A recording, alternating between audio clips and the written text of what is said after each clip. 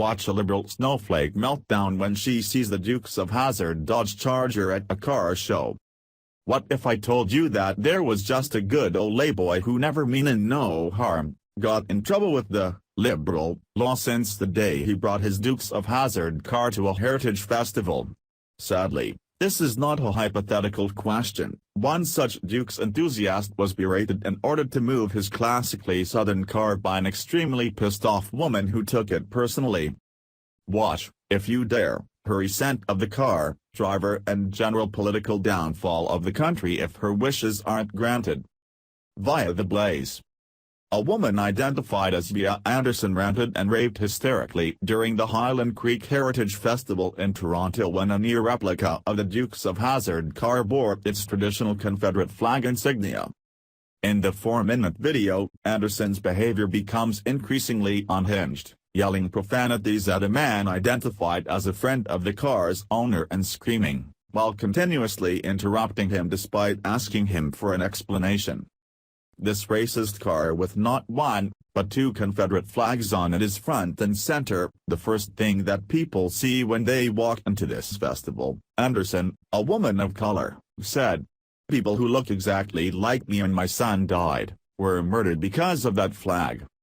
Remove the car or there will be hell to pay," she demanded.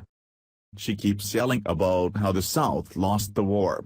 One would not have to be particularly educated to know that, and if they're okay with flaunting it, I'm not sure why she'd have a problem with it.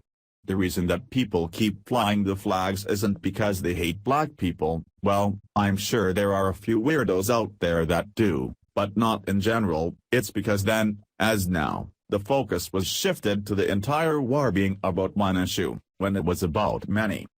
The war was about all the states' rights, one of which was slavery, which was, of course, bad. However, the North needed a really great feel-good cause to hang that war on because of the devastation that it brought on most of the South. So, they took that one right, and said that the whole war was over that, and not the state's ability to make many of its own laws. And whether they like it or not, it's a heritage festival and that's what many people consider to be their heritage. Another issue to address is the fact that she's claiming to speak for an entire race of people in this nation.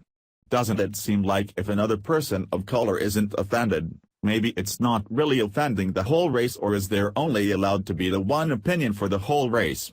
And if so, why do I think it's not a democracy in that they're not allowed to vote on what the party line will be? Also, as another part of our heritage, you don't get to just demand that someone remove something from property that you don't own, just because you don't like it.